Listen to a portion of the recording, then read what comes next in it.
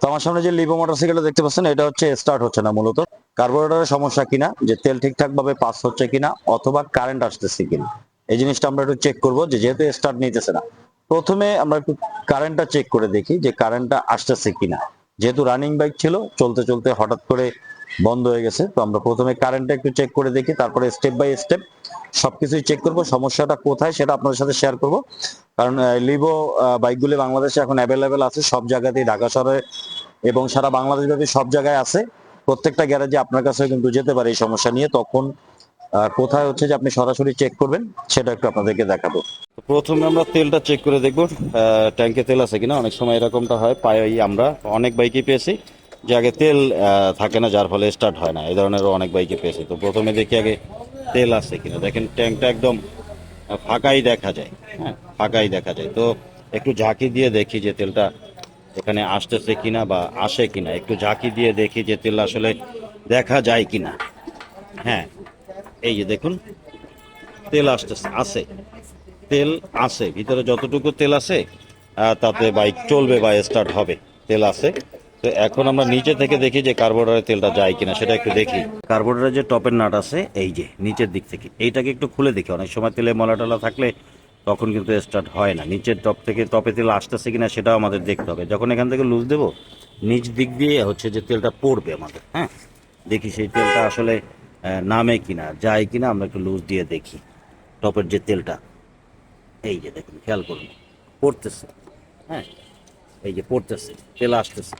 দেখুন আমি নাটটা একটু একটু বের করে আপনাদেরকে দেখাই। এই যে দেখুন, এই যে তেল আসতেছে। তার মানে এইটার যে কার্বোরেটরে কিন্তু তেল আসতেছে, ফুয়েল ট্যাঙ্কেও তেল আছে এবং তেলের সাপ্লাই কার্বোরেটর ঠিকঠাকভাবে আসতেছে। নিচে কোনো ময়লা টলা নেই, যে নিচে ময়লা পানি অনেক সময় থাকে সেটাও কিন্তু নেই। সেটাও চেক করা দেখা শেষ। এখন হচ্ছে যে আমরা কম্প্রেসারটা চেক করব, কম্প্রেসার আছে কিনা সেটাও দেখতে হবে। কারণ এই বাইকটা যেহেতু আমার কাছে প্রথমবার, তো আপনার কাছেও প্রথমবারই আসতে পারে। রাস্তায় হঠাৎ করে বন্ধ হয়ে গেলে প্রথমবার আপনার কাছে নিয়ে আসতে পারে, হয়তো আপনি আগে পরে কাজ করেননি, এরকমটাও হতে পারে।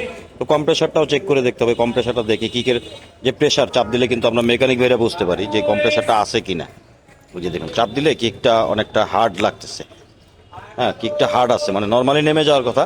যতটা নর্মালি নেমে যাওয়ার কথা, কম্প্রেসার না থাকলে সেটা কিন্তু নেই। এটাতে কিন্তু যথেষ্ট কম্প্রেসার আছে, যতটুকু কম্প্রেসার আছে একটু কম আছে, কিন্তু যতটুকু আছে তাতে বাইকটা স্টার্ট হবে, চলবে। কম্প্রেসার কিন্তু ঠিক আছে। এখন কারেন্টটা চেক করব। আর মিটারে যদি দেখাই, একটা জিনিস আপনারা এখানে একটু খেয়াল করে দেখুন। একটা বাইক আসলে আমাদের অনেক কিছুই খেয়াল করতে হয়। অনেক জিনিস আহ, আগে থেকেই আমাদের অনুমান করে নিতে হয়, খেয়াল করে নিতে হয়, দেখে নিতে হয়। দেখুন আমি চাবিটা যখন অন করলাম, এই যে দেখুন মিটারে কিন্তু কোনো রকম পাওয়ার নেই।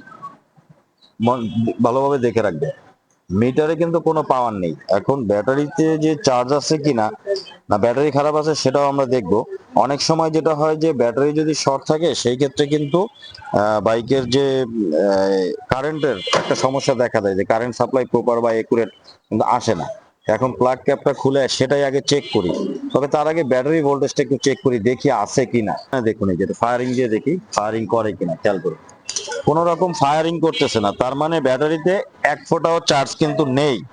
এখন কথা হচ্ছে ব্যাটারি শর্ট যদি হয়, সেক্ষেত্রে যেটা আমি আগে বলেছি, অনেক মোটরসাইকেল আমরা পেয়েছি যে কারেন্ট আসে না বা কারেন্ট অনেক সময় সমস্যা দেখা দেয়।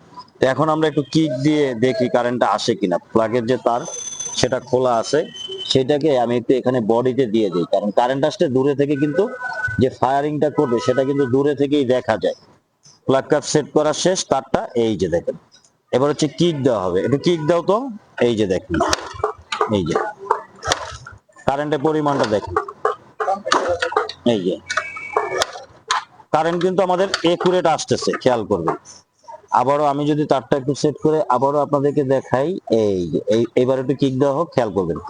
এই যে দেখেন, মানে আমাদের কারেন্ট যেটা আসা দরকার সেটা কিন্তু আসতেছে। আর ব্যাটারির চার্জ নেই, এজন্য কিন্তু আমাদের ভোল্টেজ বা কারেন্ট সাপ্লাইয়ের কোনো সমস্যা কিন্তু এটাতে নেই। সমস্যা হয়তো অন্য কিছু আছে, যেমন হতে পারে যে প্লাগ শর্ট হতে পারে, অথবা কার্বোরেটরের সমস্যা হতে পারে। টপের যে স্লো জেট মেইন জেট থাকে, সেখানে ময়লা যেতে পারে। এখন আমরা যেটা করব, যে প্রথমে প্লাগটা খুলে দেখবো প্লাগের মাথায় ফায়ারিংটা আসে কিনা। তো প্লাগটা আমরা একটু খুলে দেখি, প্লাগের মাথায় যে একুরেট ফায়ারিং যাওয়া দরকার সেটা যাচ্ছে কিনা, নাকি প্লাগটা শর্ট আছে। এরপরে বাকি জিনিসগুলোও চেক করব। তো প্রথমে স্টেপ বাই স্টেপ একটা একটা করে একটা বাইক আসলে কিন্তু স্টেপ বাই স্টেপ চেক করতে হয়। হ্যাঁ, হুটহাট করে তাড়াহুড়ো করে কোনো কিছু বলতে যাবেন না, কাস্টমারকে কোনো ডিসিশন নেবেন না। কারণ যে সমস্যাটা হুটহাট করে বলবেন সেটা নাও হতে পারে, আগে চেক করে দেখতে হবে সম্পূর্ণটা, তারপরে হচ্ছে যে ডিসিশন নিতে হবে। তো এখন প্লাগ খোলা হয়েছে, প্লাগ ক্যাপটা লাগিয়ে নিচ্ছি চেক করার জন্য। তার আগে যখন প্লাগটা খুললাম তখন আমি যেটা দেখলাম যে এখানে দেখুন প্লাগের মাথায় প্রচুর তেল চলে আসছে, কাঁচা তেল। এই যে দেখেন কাঁচা তেল, একদম তেলে এটা ভিজে আছে। কারণ কি, কারণ বাইকটা অনেকবার কিক দেওয়া হয়েছে এবং তেল যে আসতেছে সেটা কিন্তু কনফার্ম বোঝা যায় যে তেল আমার এখানে প্লাগের মাথায় দেখেন, প্লাগের মাথাটা ভিজে আছে। হ্যাঁ, আমি ক্যামেরা একটু ক্লিয়ার করে আপনাদেরকে দেখাই। এই যে দেখেন প্লাগের মাথাটা ভিজে আছে, মানে তেল কিন্তু আমার কার্বোরেটর থেকে আসতেছে, সেটাও কিন্তু আমি এখান থেকে দেখতে পাচ্ছি, বোঝা যাচ্ছে। তো এখন প্লাগটাকে একটু পরিষ্কার করে দেখি। তবে পরিষ্কার করব তার আগে আমি প্লাগের মাথার ফায়ারিংটা দেখি, কারেন্ট প্লাগের মাথায় একুরেট আসে কিনা সেটা আমার দেখা দরকার। তা না হলে কিন্তু বাইকে স্টার্ট হবে না। তা বাইকে স্টার্টের জন্য কারেন্টটা কিন্তু আমাদের খুবই গুরুত্বপূর্ণ। তো আমি প্লাগটাকে একটু আগে সেট করে নেই আপনাদের আপনাদের যাতে দেখতে সুবিধা হয়। দেখুন খেয়াল করবেন প্লাগের মাথায় ফায়ারিংটা করে কিনা। কিক দাও, এই যে দেখেন করতেছে, এই যে। তো প্লাগে যে কারেন্ট আসতেছে এটা ঠিকঠাক ভাবে আসতেছে, প্লাগটা কিন্তু ঠিক আছে, এটা দিয়ে চলবে। প্লাগটা লাগিয়ে দিলে এটা দিয়ে বাইকটা স্টার্ট হবে। আমরা প্লাগটাকে পরিষ্কার করে লাগাবো, যতটুকু কারেন্ট আছে একদম একুরেট প্রপার ফায়ারিং কিন্তু হচ্ছে, আসতেছে ঠিকঠাক ভাবেই। প্লাগটা একটু পরিষ্কার করে আমরা লাগিয়ে দেখে স্টার্ট হয় কিনা। তো এখন প্লাগটা পরিষ্কার করে একটু মুছে পরিষ্কার করে লাগিয়ে দিয়েছে। এখন একটু আমি কিক দিয়ে দেখি। তবে কিক দেওয়ার সিস্টেমটা হচ্ছে আমরা যেটা করব সেটা হচ্ছে ফুল যে থ্রোটলটা আছে এটাকে ফুল এই যে চেপে ধরে রাখবে, এই যে চেপে ধরে এখন এটা আমরা কিক দেবো। দেখুন এক কিকে কিন্তু স্টার্ট হয়ে গেছে। একটা মাত্র কিক দেওয়া হয়েছে, প্লাগটা খুলে পরিষ্কার করে কারেন্ট চেক করলাম, একটা কিকে স্টার্ট হয়ে গেছে।